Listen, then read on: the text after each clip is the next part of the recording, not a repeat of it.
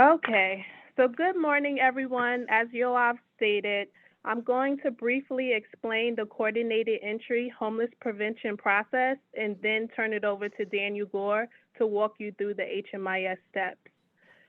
Feel free to utilize the chat if you have any questions.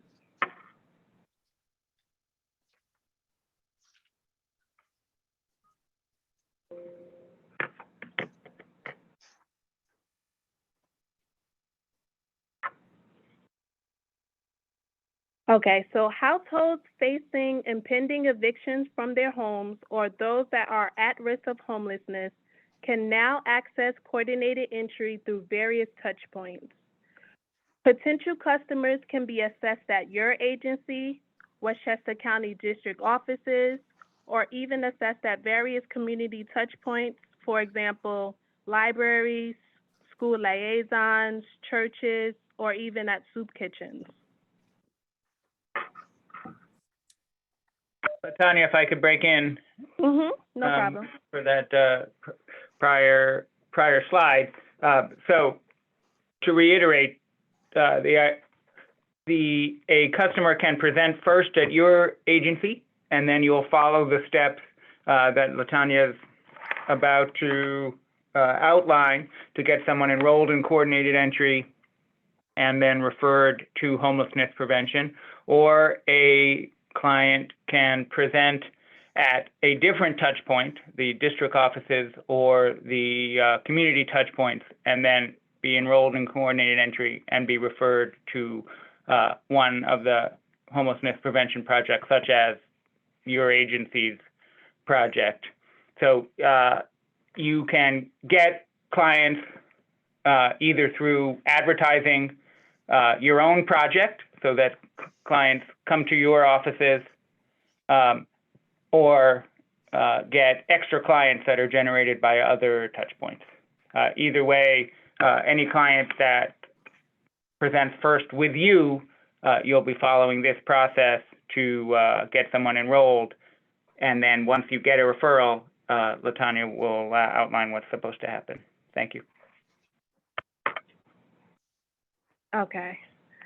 So when a potential customer, that includes a household or person, requests homelessness prevention services through your agency, they will need to be enrolled into coordinated entry and assessed using the Comprehensive Assessment of Risk of Homelessness tool known as the CART.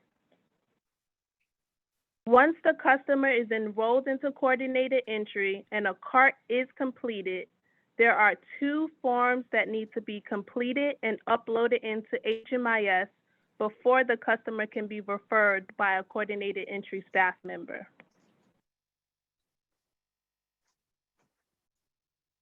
This slide, the next slide, is just showing you what type of questions you will be asking the customer when you complete a CART.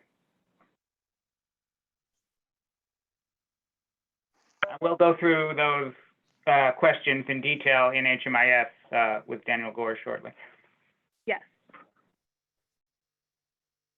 And the next document, everyone should have received this document with the agenda for today's meeting. If you haven't received it, please email me, or you can include your email address in the chat menu, and I'll get that to you today. So this next form is the Homelessness Prevention Applicant Information Sheet. It's very important before you upload this form into HMIS to just make sure that the form is completed in its entirety. So just double check to make sure that the client is leaving their contact number, that they're including all family members that's a part of their household, their annual income, and also checking off what they're requesting. So if they're asking for rental arrears, rental assistance, financial assistance, which can include security deposit, utility payments, utility arrears, moving costs, it's very important that they complete this form in its entirety before it's uploaded into HMIS. The next form, as many of you already know, this is the HMIS release of information.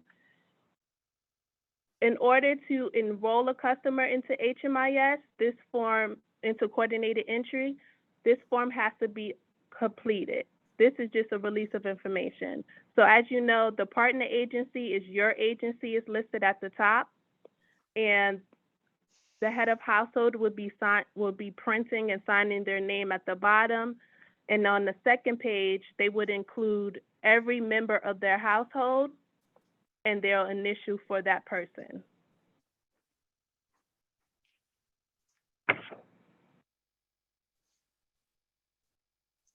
Once both forms are uploaded and the assessment is completed, the customer will need to be prioritized and then referred to homeless prevention by a coordinated entry staff member. All right, so now let's move on to the referral process. This is what you do when you receive a referral through coordinated entry. Once a customer is referred to your agency, the providing agency has 48 hours to acknowledge the referral and to make contact with the customer. Your agency then has 10 days to determine if you will either accept or reject the referral in HMIS. So it's 10 days. If you accept the referral, you would then enroll the customer into your program, your project. However, if for any reason the customer no longer doesn't qualify for your services, you would reject the referral, change the referral status to rejected, and you would then upload a ESG denial letter. If the customer for any reason no longer needs your services, or if they, let's say, received assistance from a different provider, you would then change the referral status to rejected by client. And that's it from me. Now I will turn it over to Daniel Gore. Let me stop sharing. Before Daniel gets started the presentation, does anyone have any questions?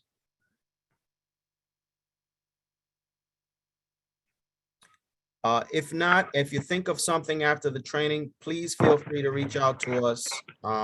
No question is silly. Just let us I'll just reiterate, this is the same process that we've been using for the last few months that I think we presented in a training held in October, with the extra step of completing the CART and referrals being made in order of the CART score. That's the new element, as Daniel will show us. And I'll go ahead and start that now, unless there are any other questions. There's no questions in the chat. Okay, wonderful. Can everyone see my screen now? Yes. Yep. Yes. Okay. So as Latanya said, I'm going to walk through this whole process from start to finish. So we'll see a client enroll into coordinated entry, have their card entered, have some documents uploaded, see how that referral is generated, and then how it's received on your end as the prevention provider. So here we are in the training site. This is a dummy client, Sherlock Holmes, who does have some case history in HMIS. As you can see, there are some old and active enrollments here. There's a document uploaded from a couple years ago. But in our scenario, this client is back in the system and they need to be enrolled in coordinated entry. So I go to intake and click on coordinated entry. This is the same as it's been, and you'll see the difference in just a moment. So I'll just go through and click through these screens. Nothing's changed here. If there are family members, if you see on that HP application there are family members, enter what information you have here. It's very important to enroll all the family members into coordinated entry. That's how, for reporting purposes, we know how many actual families have been referred. So I'll go ahead and just leave this as a single for now. Click Save and Close.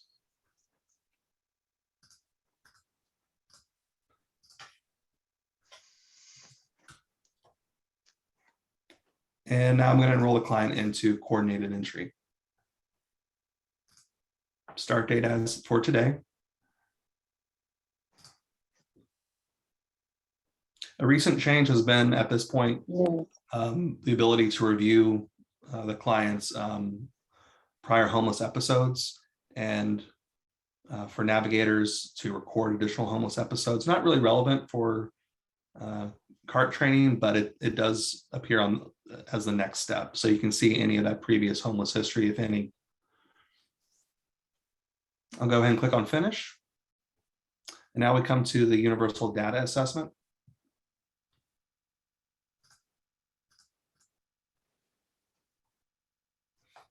It's very important that you indicate an at-risk housing status at this point.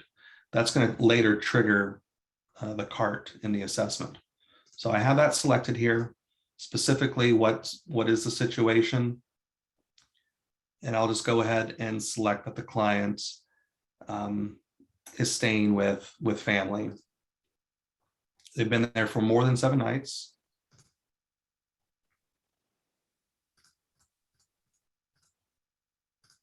And they've in fact been there for over a year.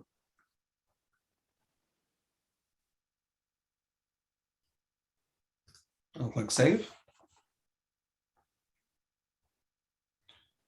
Some additional information we already have in the system. This client is disabled. Those have been answered previously. So I'll just click Save and Close. No experience with domestic violence. And I'll pull in some financial information. And I'll go ahead and actually change this. I'll indicate that this income is higher than it used to be, now at $1,500 a month.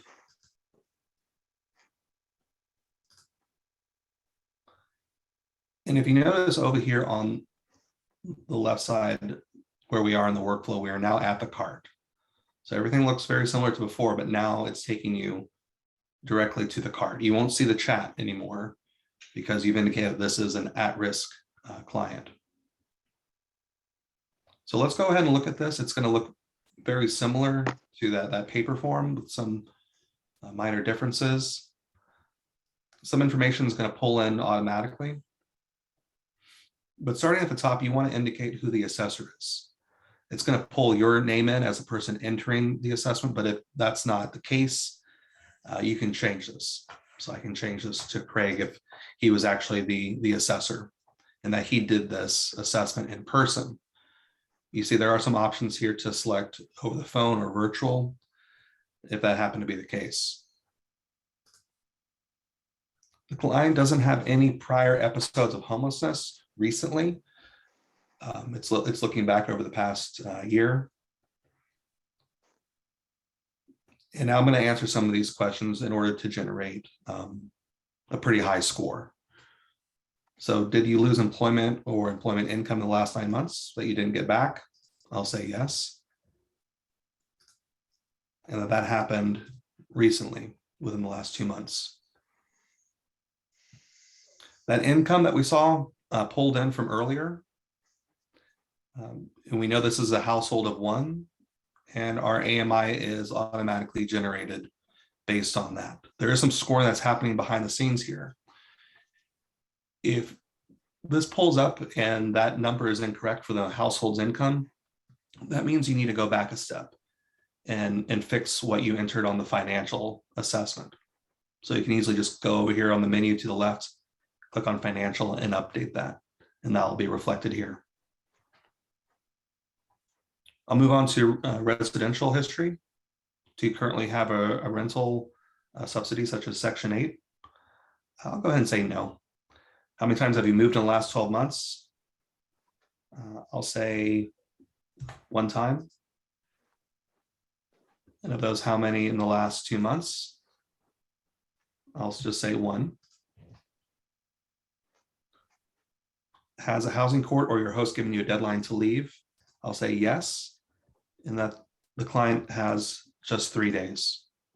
So you can see there is some conditional logic here. Depending on how you answer some of these questions, there'll be follow-ups. Now, rehousing challenges. How many times have you been evicted in the last 24 months? I'll say 1 time. Do you have a criminal history?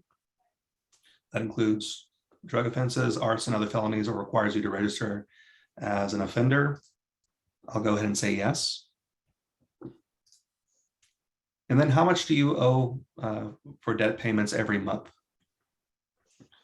And I'll go ahead and type in a pretty high number, 500.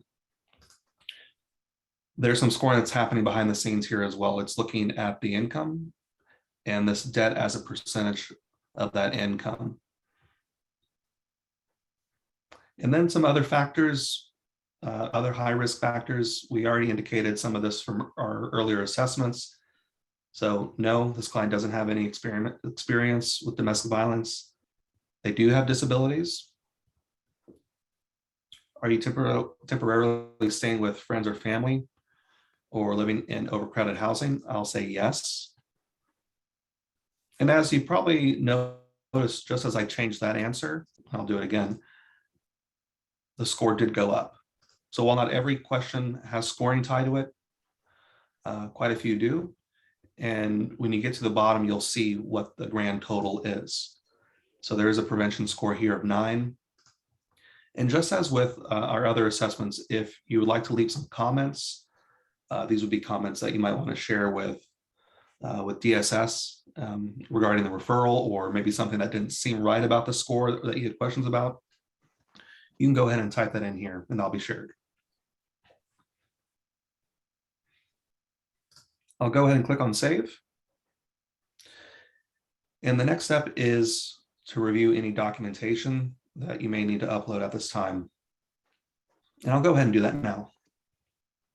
I'm going to click on the quick document check just to show you all the different types of HUD coordinated entry related documents there are. So there's that HP application that was discussed earlier. Additionally, documentation regarding their at-risk status. I've seen in a lot of applications, state applications, ESG, service applications, it's described as at-risk attestation. So I'm trying to use the same terminology there. So you'll want to just go ahead and upload what you need to upload. And over here to the right, you can also select files to upload. I'm not going to upload any files for now. This is just a demonstration, but I'll click save and close, and those 2 new documents have just been added. If you don't happen to have those on hand while you're doing the data entry, you can always come back afterward and just click on documents and upload those documents. I'll click on finish. And since we're still in a pandemic, and this is still the COC policy, there is a risk assessment here that you can do for your clients regarding risk of severe illness due to COVID-19. I'll go ahead and skip that for now, since that's been covered in previous trainings. So before I move on to the next section of the demonstration, I wanted just to ask if anybody has any questions about initially enrolling a client into coordinated entry.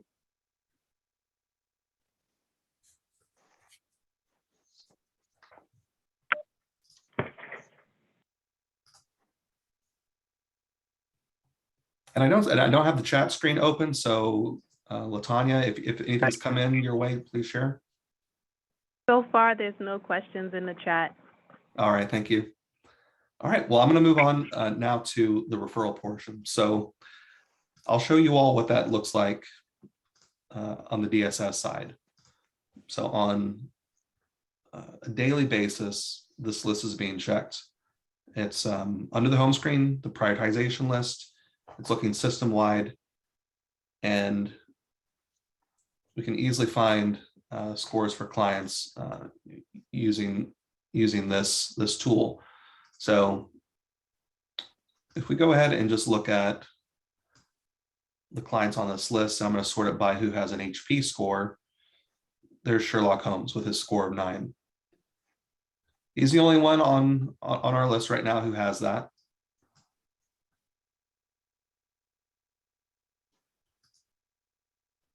So I'll go ahead and select that client.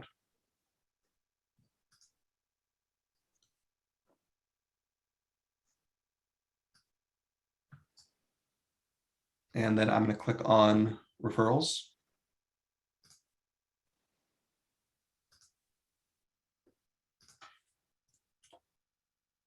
I'm selecting homelessness prevention, and we're in the training site, so I don't have all the providers set up. I just have cluster. So there's cluster to receive this referral related to coordinated entry, obviously. An email would be sent to whoever is the recipient for these referrals. I'll go ahead and skip that for now. And the status of that is new. So this is a brand new referral. And what happens at that point is, as the receiving provider, you'll obviously be notified. And the first thing you'll want to do is go in and locate that incoming referral.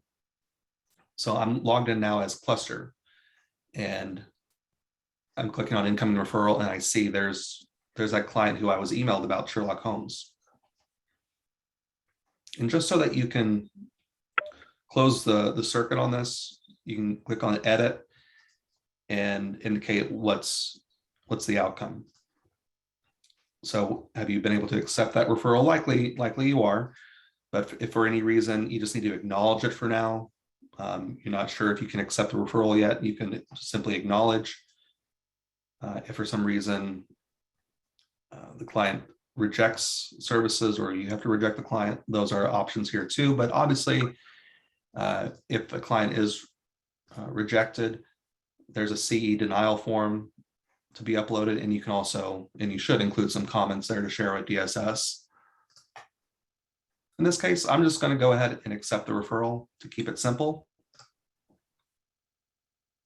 There's that email that's going to go to me, the person who sent the referral, acknowledging that I've updated it. But that's not the end of it. So you've accepted the referral, but now you need to go in and provide your homelessness prevention services. So I'm going to go back to intake, and I'm going to do a standard intake for one of my programs. And I'm just going to breeze through this because I've seen this information already. I'm going to enroll the client into cluster homelessness prevention starting today.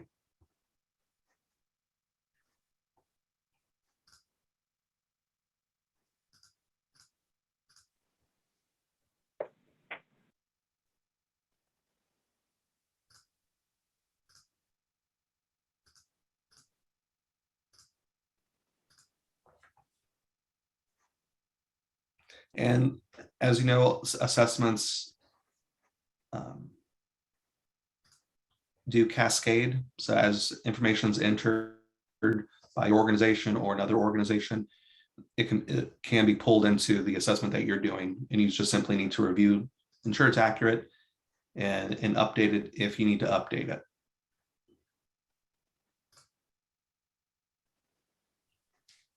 So that's it. The client is now enrolled. And the next logical thing would be to record what services you're providing. So I click on services here on the left. I'll pull up the HP enrollment. And this is a very typical list of services that you might see for your organization. So I'll go ahead and provide rental arrears and indicate what that amount is.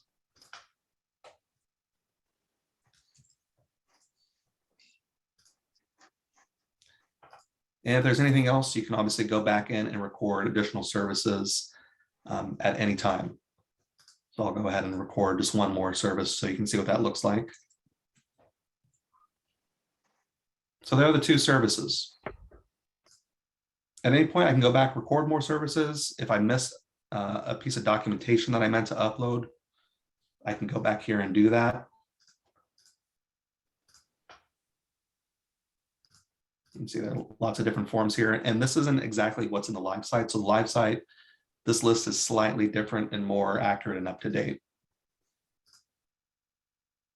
And when it comes time to close the enrollment, as you know, you just need to go to that record and click on exit the enrollment at the appropriate time when you've completed, when the client's completed the program. And that wraps it up for this demonstration. I'll leave my screen up in case anybody has questions or anything that I need to show again.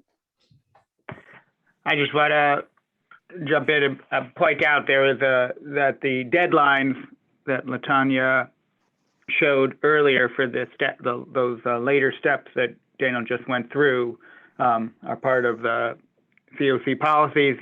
When you get a referral, you have 2 days to acknowledge, change the status to acknowledged, and then 10 days to change the status to either accepted or rejected.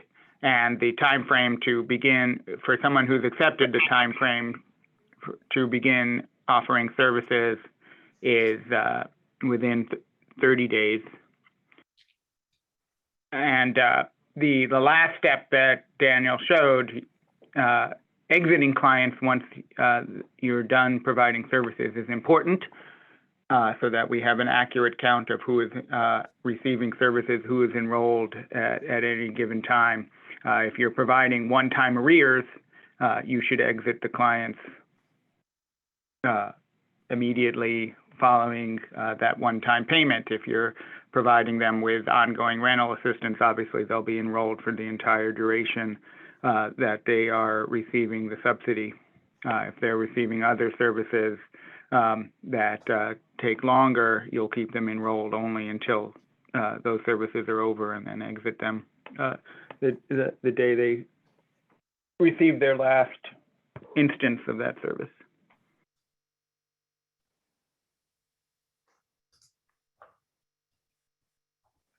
All right, thank you, Yoav. Does anyone have any questions?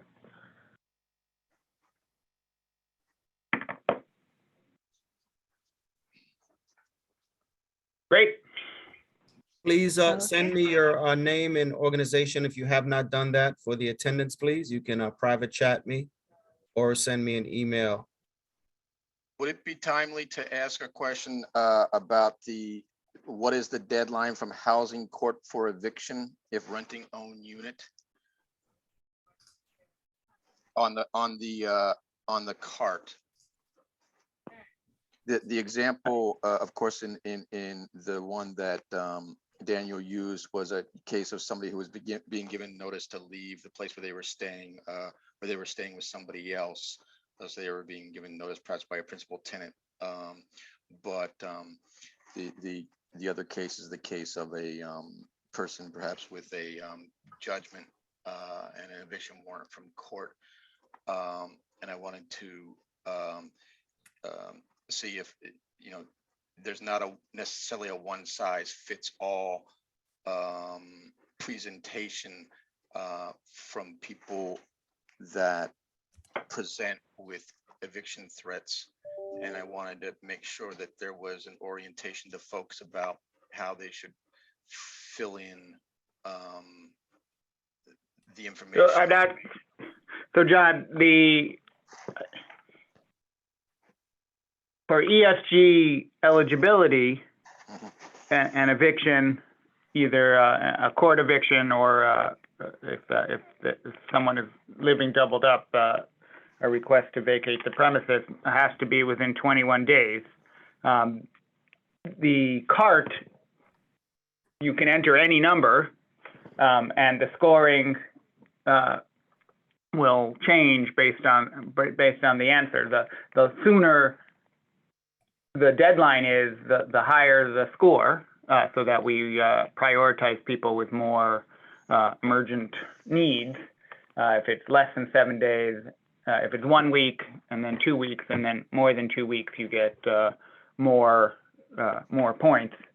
But you can enter any number into the cart. Somebody won't be screened out. The cart isn't a screening tool. It's just a prioritization. It's an assessment tool that's used for prioritization. But of course, once you get a referral, you do need to screen for eligibility before you accept the referral and enroll somebody in an ESG project. And they do need to be obviously eligible for ESG. If it's based on being evicted, then it has to be within 21 days. Does that answer your question? Well, I just want to make sure that there's a broad understanding here that the language here says a deadline from housing court for eviction, but our programs broadly don't all require like a judge stamped warrant for eviction. Yeah. It just, yes, I mean, the actual question is a deadline from housing court or your host.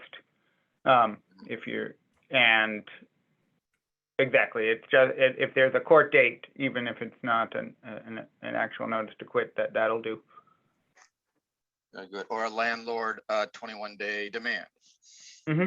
Exactly. Yes, we are, as long as there is something, as long as we have a document with a date that's within 21 days, I think we'll enroll people in ESG.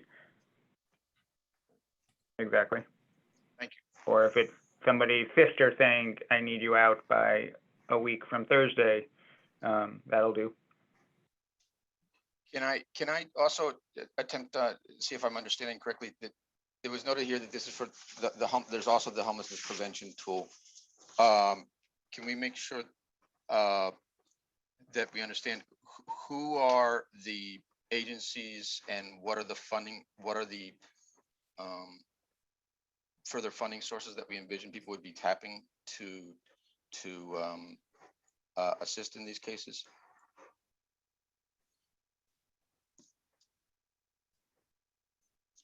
You referenced ESG, but there'd be STEP. I know there'd be.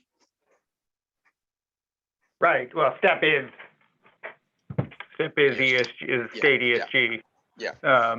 You say tomato. You say tomato. I say tomato. Yeah. Right. Okay. I'm not exactly sure what you mean. Are you saying are there other non-ESG projects that are participating in coordinated entry right now? I guess not currently. We're just leaving it open. It's possible that the county EP may use this in the future, but not right now. Thank you. That answered my question. Unless Craig has a different answer.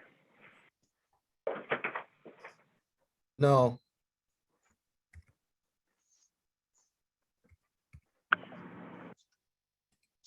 Okay, any more questions? I don't see any questions in the chat.